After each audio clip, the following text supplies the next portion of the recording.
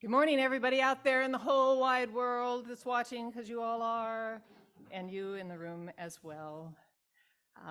We're trying out the bell to see if it helps people get present in the room, and it worked pretty well. I have 2 of them, and maybe we'll use 2 next week. We will see.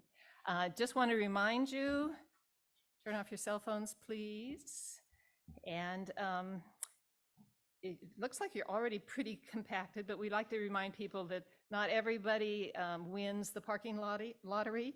And so we encourage people to leave room on the edges for people who have to come in a bit late because they had to go around the block many, many times. And with that, I'm just acknowledging to the people who happen to find us on the Zoom world that we are the Unitarian Universalist Community of the Mountains, and you're in the right place.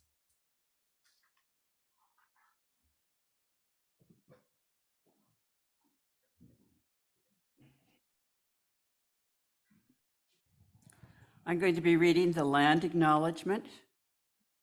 We acknowledge that we are residents or visitors on land that was never ceded, never given up by the Nisenan people who are still here among us despite the fraudulent removal of their federal tribal recognition. We seek to help correct their erasure and exclusion from California history and to support their efforts to stabilize their people.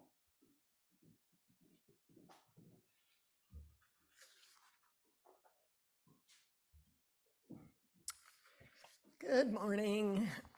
Excuse the frog in the throat. Welcome to the Unitarian Universalist Community of the Mountains. I'm Cheryl Morris, serving as worship associate, along with Gail Johnson-Vaughn.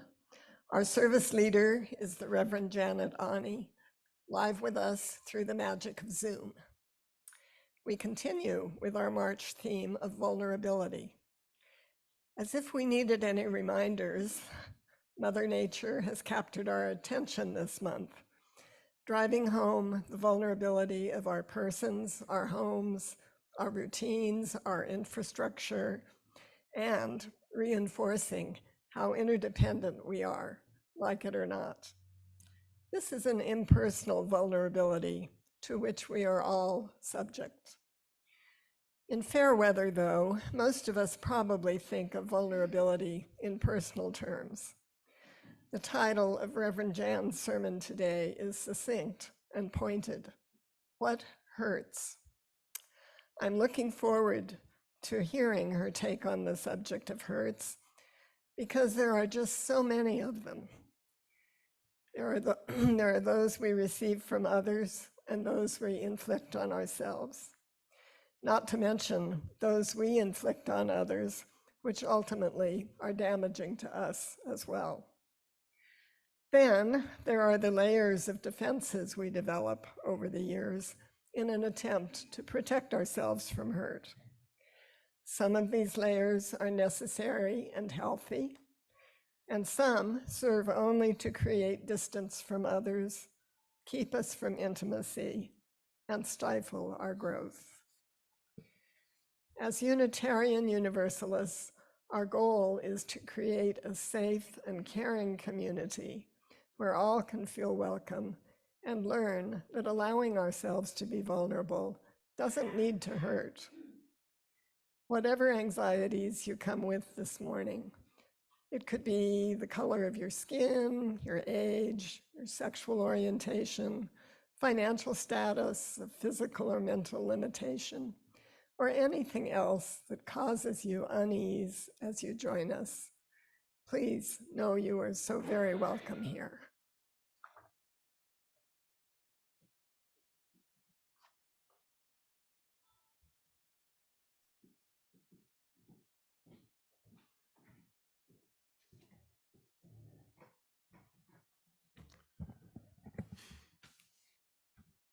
The chalice lighting words are by the Reverend Scott Taylor. We light this chalice for those who convinced us that it was safe to share our longings, for those who proved that not everyone will run from the weight of the pain that we carry. For those who held us in our fear and helped us heal from our regret. For those whose humble apologies made us believe that we too could be forgiven. And for those whose tenderness helped us see that we no longer need to hide. Our vulnerability frees us, it binds us, it makes holy the path we travel together. May this flame ever help us keep that in view.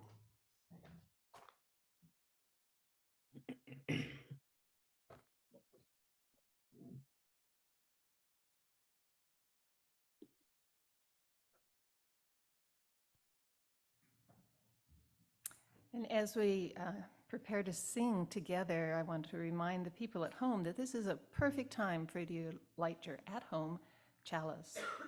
And now you rise in your body and or spirit and join us in singing hymn number 1002, Comfort Me. The words will be there for you.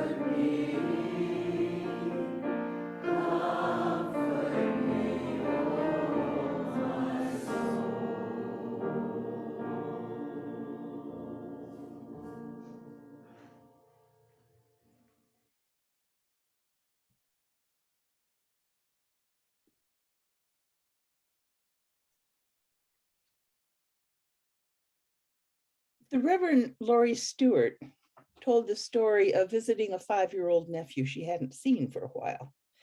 He was a bit shy, and she was a bit nervous about starting a conversation with him. Then she noticed a Band-Aid on his knee. Aha, she thought. What happened here? So she asked him how he got his boo-boo. It turns out that most children are very excited to talk about how they got hurt if the questionnaire seems genuinely interested. Lori said that they spent a happy time together, trading stories about events that resulted in boo-boos. It was a good jumping off point to talk about boo-boos people had, but other people couldn't see. The nephew wondered why we didn't have a Band-Aid for hurt feelings. Today, you were given 2 Band-Aids. Raise your hand if you missed getting them, and someone will bring them to you.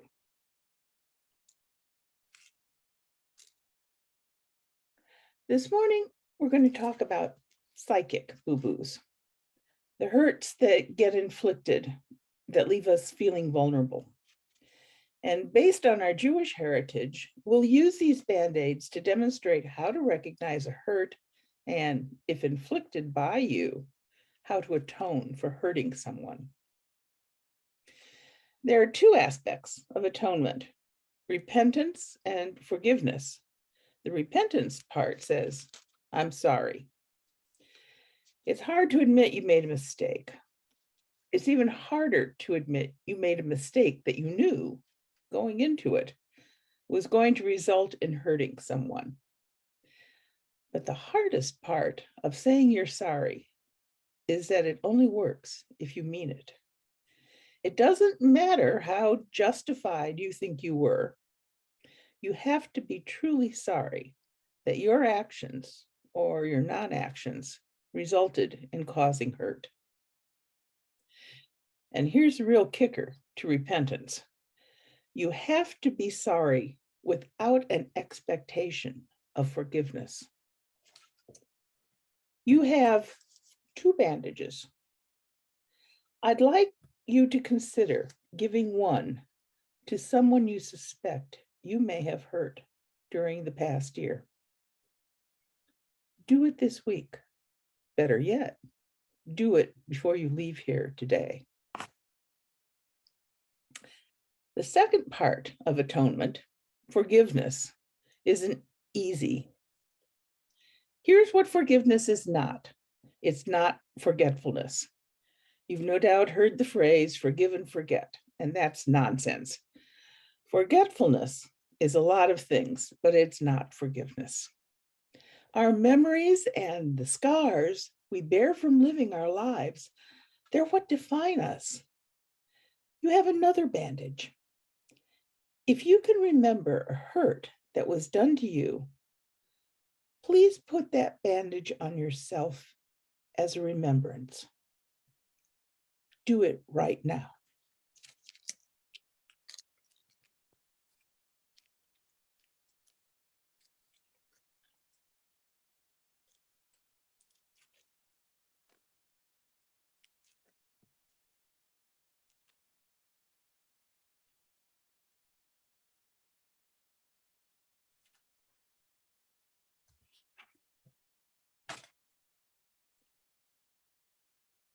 How do you feel?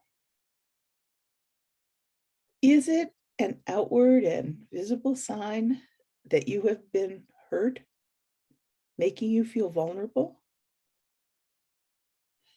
Now, take a look at the person closest to you. Notice if they have put a Band-Aid on themselves. Just notice. Then quietly, without saying anything, look into their eyes and nod to acknowledge their hurt.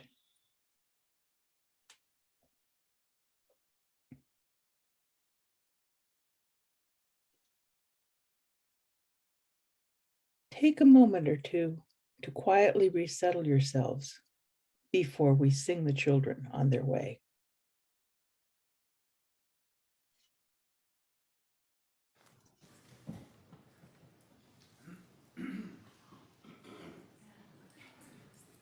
Please join me as you will singing This Little Light of Mine as we sing our children back to their kids' connection.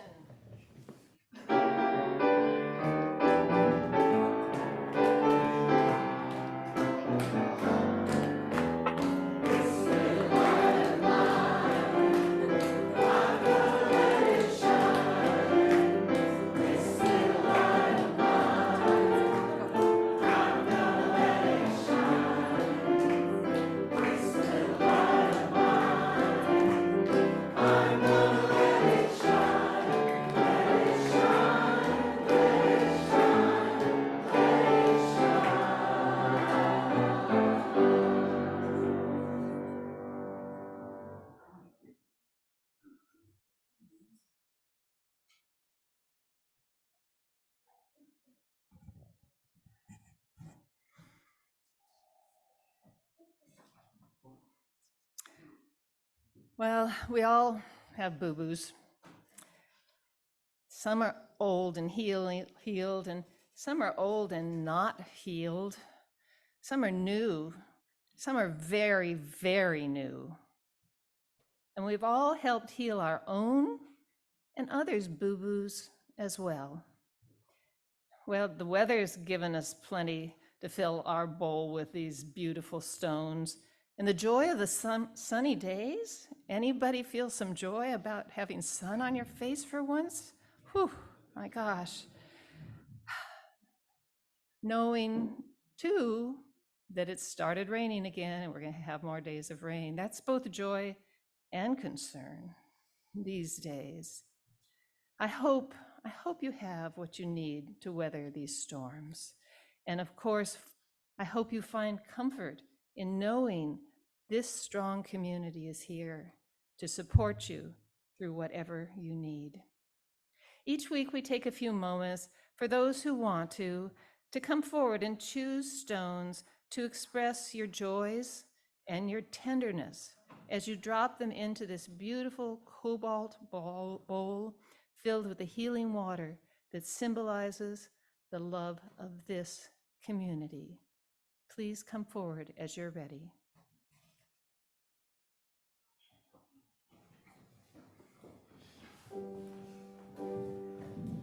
Those of you on Zoom are invited to write into the chat.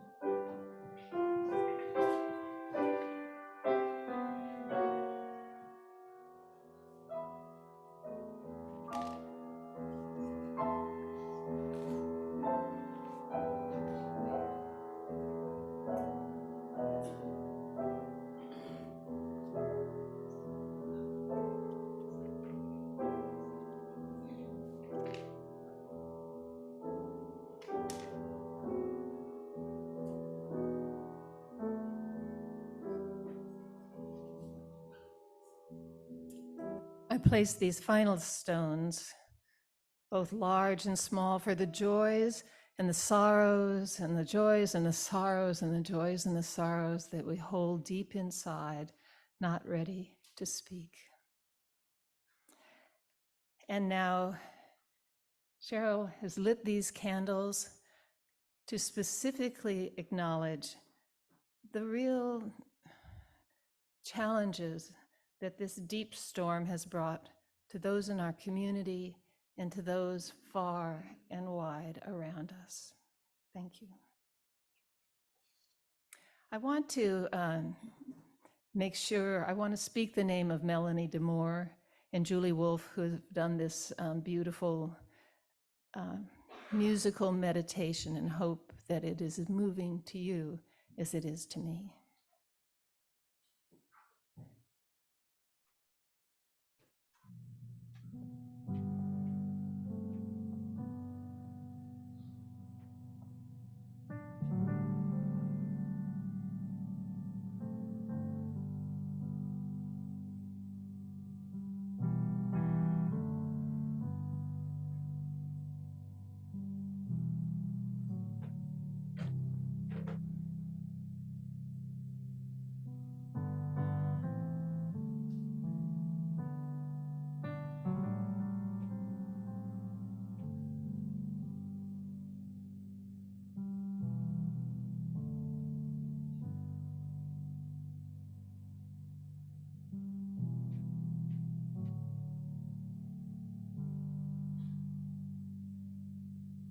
I am sending you light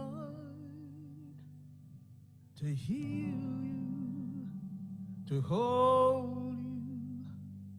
I am sending you light to hold you in love. I am sending you light to heal you, to hold you. I am sending you light to hold you in love. No matter where you go, no matter where you've been, you'll never walk alone. I feel you deep within. So I am sending you light to heal you, to hold you. I am sending you light to hold you in love. I am sending you light to heal you, hold you. I am sending you light to hold you in love. No matter what you feel or what you choose to show, I'm always there for you. And so I want you to know that I am sending you light to heal you, to hold you. I am sending you light to hold you in love. I am sending you light to heal you, to hold you. I am sending you light to hold you in love.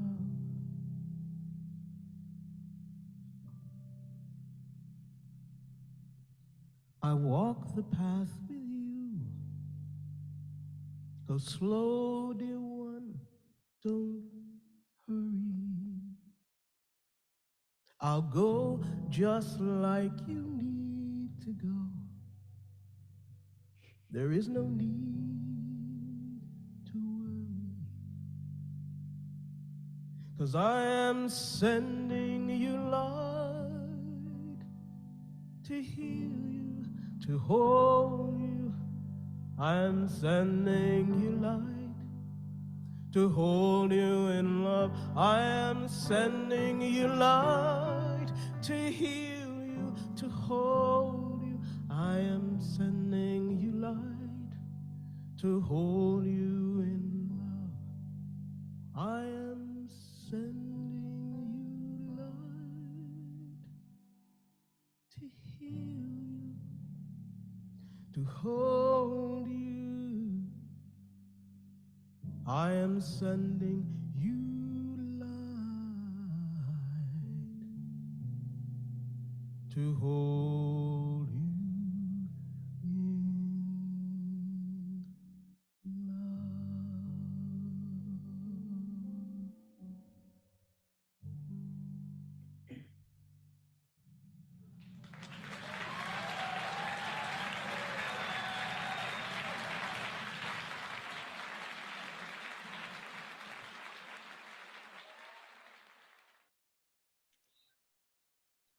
Our meditation continues with a call and response. Cheryl will issue the call, and you, the congregation, will sing the response with the words, "We forgive ourselves and each other. We begin again in love." The words are on the screens. We will begin with Toby playing the melody twice of the response. Then Cheryl will start the call.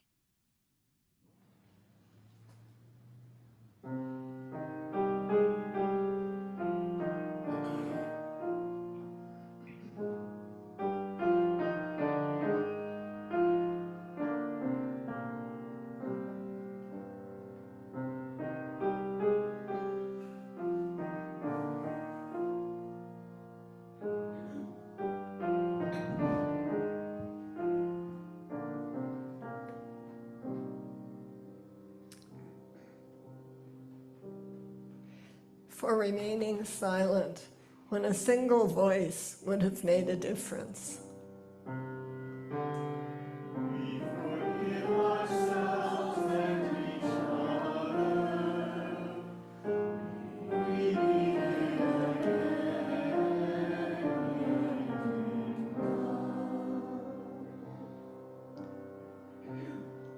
For each time that our fears have made us rigid and inaccessible.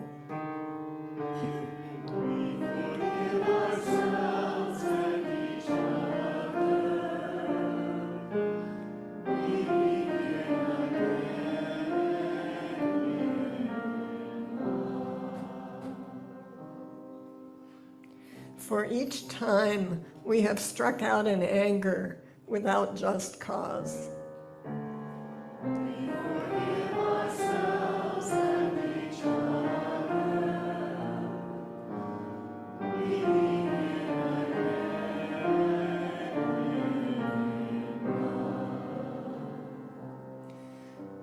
For each time that our greed has blinded us to the needs of others.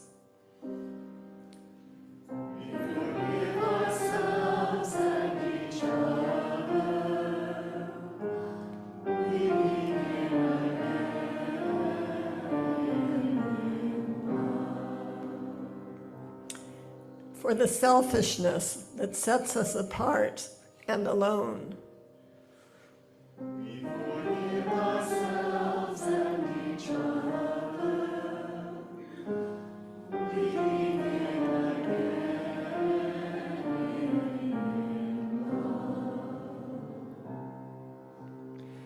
For falling short of the admonitions of the Spirit.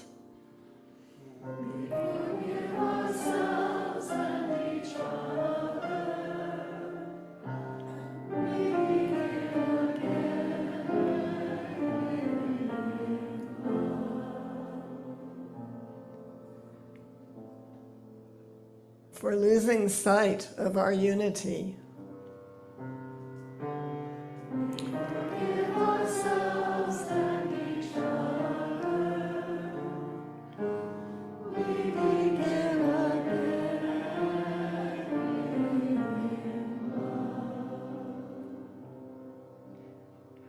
For those and for so many acts, both evident and subtle, which have fueled the illusion of separateness.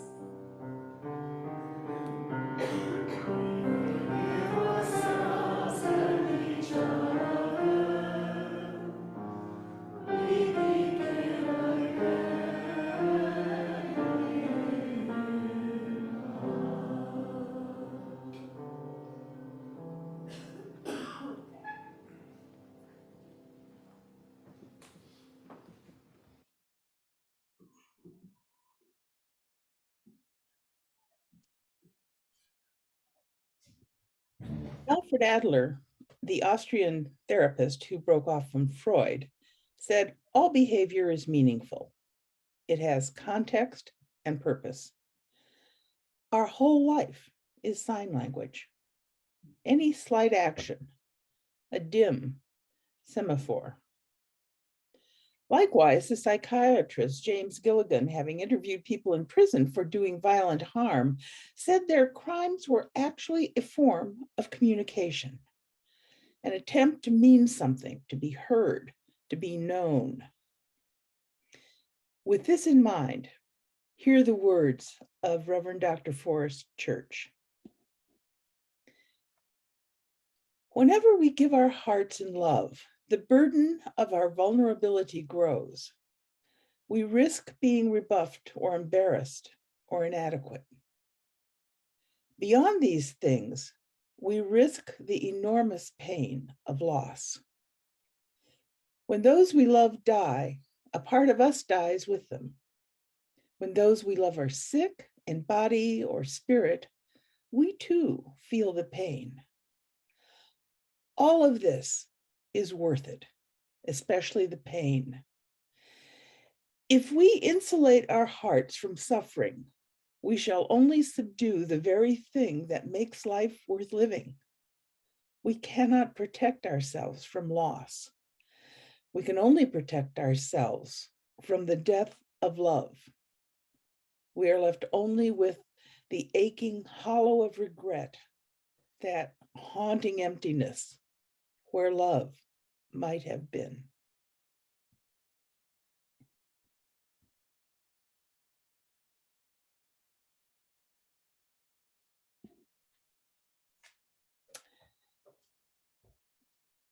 I heard a story from a senior colleague, Reverend Jake Morrell, about the time he worked at a group home in Coralville, Iowa. It was for teens who could no longer live where they came from.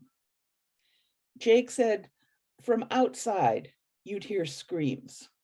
It was that kind of home. All the staff had short hair. Otherwise, a resident could grab it, smash your head against something. My favorite, Trey, used his own head on you. I learned this once when I had him in a hold. He ducked his head forward, then sent it back hard. My teeth hurt for a week. Jake continued, I learned to look for disaster, to steer away from situations that would set Trey off. We take to the sidewalks and sing country songs. Strawberry Wine was on the radio then. It was what we loved most. I knew the verses. He'd join in out loud only on the word wine. To hell with the neighbors. I was just glad he wasn't inside breaking stuff. Can you blame him? His heart was ripped out. Fridays, he stood at the front window, waiting on family that never arrived. And then he'd erupt. Anyone would have, even you, even me. But Trey didn't have words. He spoke in flying lamps, end tables, flung puzzle boxes. If you looked, the wreckage meant something.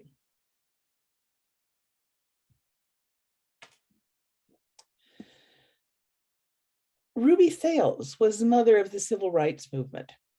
She is the one who first used the question, what hurts, as a means of communicating with those in opposition to her worldview. At the age of 17, Sales participated in the Selma to Montgomery marches of 1965.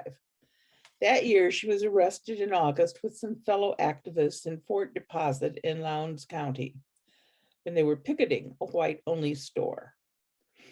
They were taken to the country seat of Hayville and jailed for 6 days. After being released, she and a few others went to purchase sodas at a nearby store. En route, she was threatened by a shotgun-wielding construction worker, Tom Coleman, who was a special county deputy. As Coleman pointed the gun at Sales, Jonathan Daniels, one of her fellow marchers, pushed her out of the way and took the shot meant for her, dying instantly. Sales was so traumatized by Daniels' murder that she nearly lost the ability to speak for the next 7 months. If you looked, the silence meant something. But through silence, Ruby Sales found a way to be known. Despite death threats made to her and her family, she testified at Tom Coleman's trial. Coleman was acquitted of the murder by a jury of 12 white men. The result of the trial led to legal challenges and a reform of the jury selection procedures, which had long excluded Blacks. Ruby Sales went on to attend Jonathan Daniels School, the Episcopal Theological School. She worked as a human rights advocate in Washington, D.C., and established the Spirit House Project, a nonprofit organization and inner city mission dedicated to the man who saved her life. Krista Tippett, the 2016 Ware lecturer at the UUA General Assembly, tells of a conversation she had with Ms. Sales about the power of that question. What hurts? Sales challenged a group of mostly progressive religious thinkers, possibly a little bit like those in this room. She challenged them in ways that were uncomfortable. She asked, how are you present right now to the pain and fear in our public life? A lot of it, white pain and fear. That pain that is manifesting in such ugly ways, looking like anger and hatred, seeming only to deserve anger and hatred back, and threatening to undo so much of what is good and right and true. Sales asked, behind the campaigns and the campaigners, how hard are you listening to the people in the crowd? Those are big crowds. So that means there's a lot of diversity of people. How are you listening for the people in the crowd who don't really want or mean to be haters, but are begging to be asked, what hurts? Ruby Sales went on to say, I can see people giving up on civil dialogue because they can't see any way to engage the loudest, most strident voices on the other side. But we cannot hand over our deliberation of our important issues to those most polarizing voices just because they are the loudest and draw so much attention. No, we can't. No minds have ever been changed by angering or humiliating a person. Alfred Adler said, the greatest feeling of inferiority that has been experienced, the more powerful is the urge for conquest and the more violent the emotional agitation. In other words, the greater the need to appear invulnerable. Invulnerable. We see this in both private and public figures, people who, if you learn something of their early experiences, felt othered. I remember watching a presidential debate in late 2016. At the end, there was a moment while the candidates were still on the podium. I watched as one family formed a tight circle around their candidate. I watched the family of the other candidate separate and reach out into the audience, shaking hands, greeting people. At that moment, for the first time, I thought to ask the question of the encircled candidate, what hurts? Because just for an instant, it looked like this person was desperately soul sick, and the family knew it. Sympathetic flashes are rare in this season of our discontent. But asking the question, what hurts, addresses damaged human relationships. Context, however, matters. 7 or 8 years ago, I had occasion to be in a group holding signs protesting a church's sponsorship of someone from the gun lobby speaking in their sanctuary. We were standing across the street from the church. Surrounding the church property was a line of young men in paramilitary uniforms with helmets and masks, cradling automatic guns. Looking back, it was a ludicrous scene. Maybe 24 elderly people balancing signs on their walkers, facing young armed people with military-grade looking weapons. Yes, I know we change hearts and minds, including our own, by entering into conversation predisposed to empathy and understanding, to allow ourselves to be vulnerable. But how foolhardy is it to approach an armed person asking, what hurts? I wonder if that question, posed by Ruby Sales or Jonathan Daniels, would have stopped Tom Coleman from pointing his gun and shooting. Somehow I doubt it. Are we willing to risk our lives to approach an armed person to ask that question? Or even to approach a person yelling into a megaphone? No, the work needs to start far in advance of armed confrontation. Doesn't matter much if the weapon is words or attitudes or a material. The result is the diminishment of the human spirit. We all are living our lives covered with invisible band-aids from hurts, large and small. It is our calling as Unitarian Universalists and as part of the human family to create the environment where it is safe to peel off those band-aids, to expose our vulnerability. That begins with recognizing that this changing world frightens people, some more than others. Those of us who have found a safe, supportive, non-judgmental community where we can express our fears, admit our mistakes, and share in each other's grief and joy and confusion, we're called to find the other and invite them into community. We need to make space on the path to the field that the poet Rumi describes. Out beyond ideas of wrongdoing and right doing, there is a field. I'll meet you there. When the soul lies down in that grass, the world is too full to talk about. Ideas, language, even the phrase each other doesn't make sense. Our whole life is sign language. In the way we carry our bodies, in the way we make our choices, in our approach or not to the other, in our behaviors toward each other. If we choose to look, we can see that someone is hurting without anyone having to utter a word. Central to accessing this language is to carefully, quietly, compassionately, and non-judgmentally ask the question, what hurts? May we all have the patience and the heart to be able to hear the response.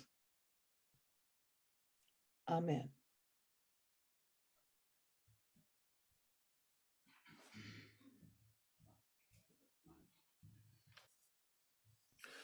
So I'm Tom Wernig, and I was asked to do a member moment, so here it is. When Wendy and I decided to get married, after the lamest marriage proposal in history, you can see Wendy for details, and not being much of church-going folks ourselves, we went shopping for a minister to marry us. Over several months, we attended a plethora of Santa Cruz churches. I'll note that without exception and knowing nothing about us, each seemed eager to embrace us, some a little too eager, in fact. In the end, we went with a friend of a friend of a friend whose ministry was more or less fictional and who had a mail-in license to marry people. It was a lovely service and a fine time was had by all. But that was our first introduction to Unitarian Universalism. The greeters welcomed us warmly, but without that cultist glimmer in their eyes that we experience in some churches. The sermon did not presuppose our buy-in to one reading of the Bible or another. In fact, there was no mention of Jesus Christ or even God for that matter. The snacks were yummy, and we actually, if we had actually been searching for a spiritual home at that point, the UU Church in Santa Cruz would probably have won out. Fast forward 3 years, we're now living at the Sierra Friends Center in Grass Valley. I am teaching a class called World Problems at the Woolman semester, and we are attending Quaker meetings. A year into my tenure there, the Quakers decided I was a poor fit. And why is that funny? I guess it is, but here I am. Yeah. In the midst of a severe depression, I had to find new employment, and my family had to find new housing. It was a very sad time.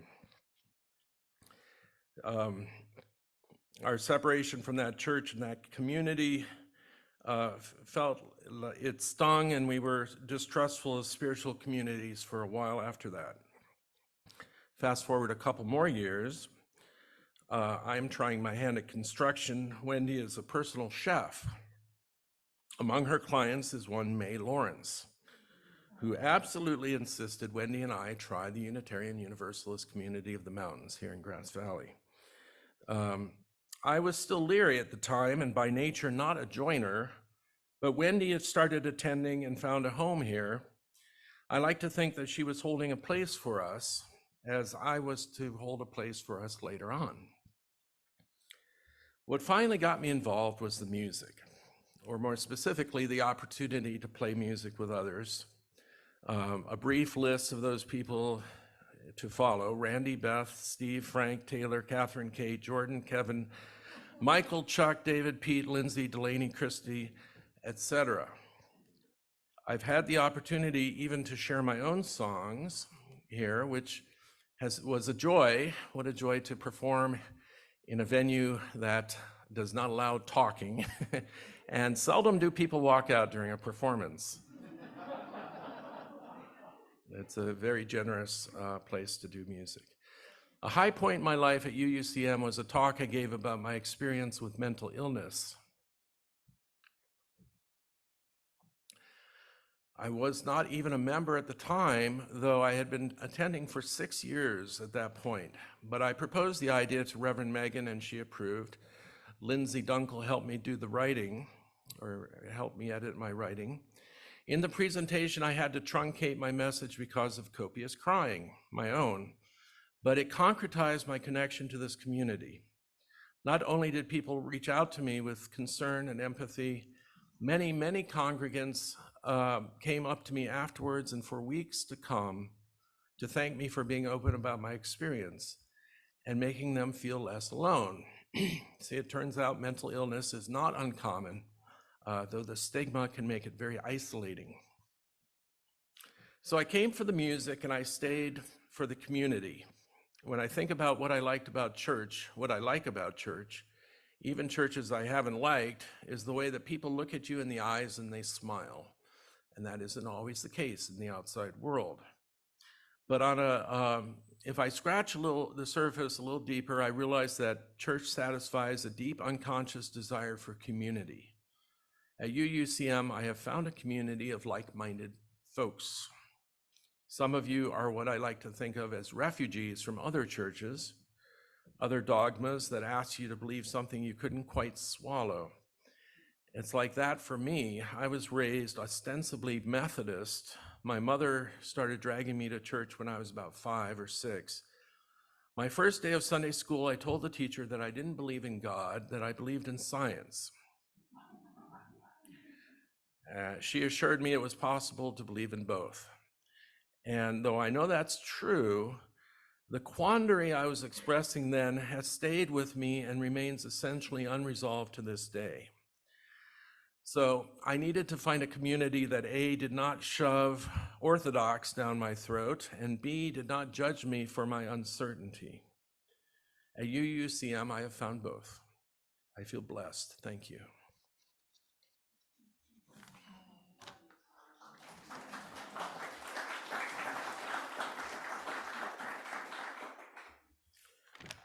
And now, one of the ways I express my gratitude, and we all do, is each week when we pass the basket.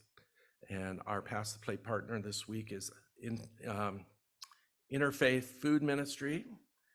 And in this manner, our blessings can ripple outward. 25% of the Pass the Plate offering goes to IFM, If you want 100% to go to them, please put it in the envelope, which you will find in the basket. Your generosity remains essential to our ability to sustain the work of our community. There are several ways to contribute.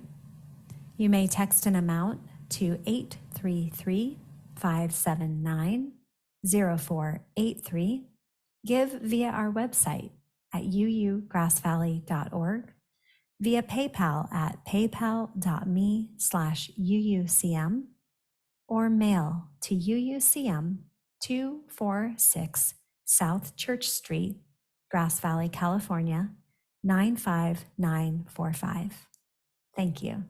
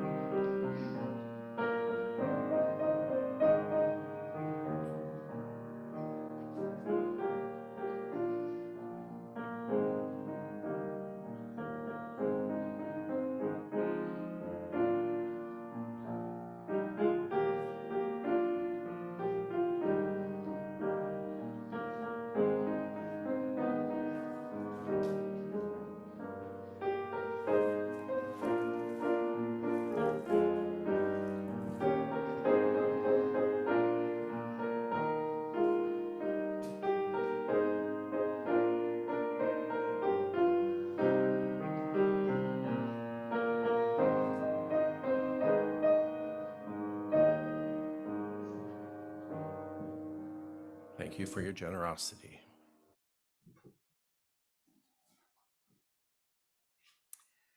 So no surprise to you, an awful lot of people worked to make this service today happen. You've seen some of them up here, some of them are behind the scenes and you never seen them working. If you're in the room, you didn't see Eileen Hale, and her name didn't even get up there this week for some reason. So thank you. Eileen is making it all happen at the Zoom end, which is great. So thank you, thank you. Beautiful setting from Shanti. The people in the back, magic makers, making all of this happen. Thank you for recovering from last week. It wasn't your fault. So, and George is part of the pastoral care team who stood witness to our joys and sorrows today. And thank you too to our staff who does so much as a foundation to everything that happens here today. A few things. Today is the UU 101. What is this all about? It's the third Sunday of every month, and this is the third Sunday. So please, if you're interested, that's going to be happening today at noon. It's a Good Trouble congregation celebration. Those of you who are new may wonder, what's Good Trouble? Good Trouble is us. It came from it's a statement from John Lewis, Representative John Lewis, wonderful activist who said that it's important to get into good trouble, and we have. In case you don't know, the UUA, Unitarian Universalist Association's UU the Vote, decided to put a high bar challenge to congregations this year, and to say if you met all of these things, you could be a Good Trouble congregation. 21 congregations in the whole country got that designation, and you made it happen here.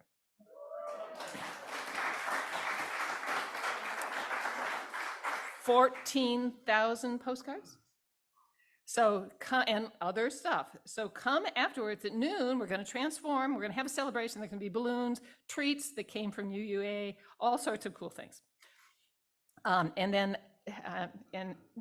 as we said, the postcarding isn't done. We're working on Wisconsin Supreme Court. There are packets out there, and there'll be packets that you can write during the celebration.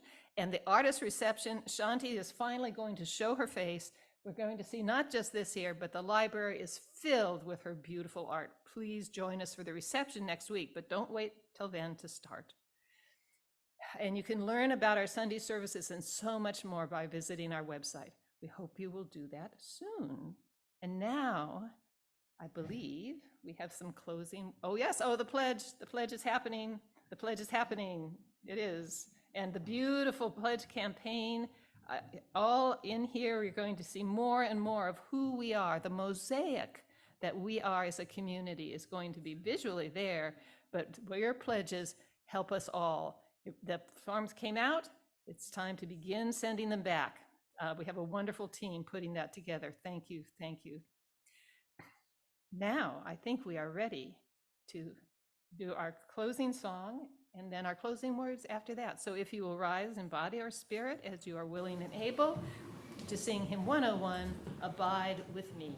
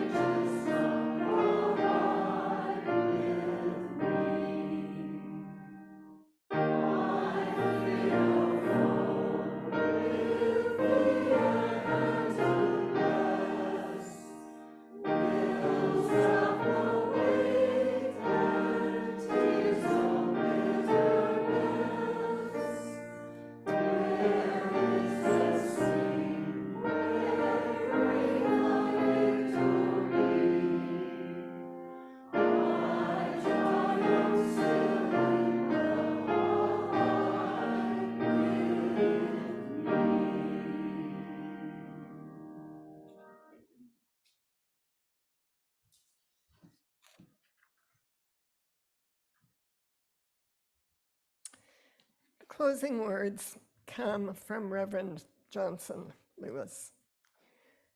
May we have the courage to open ourselves to the pleasures and wounds of life.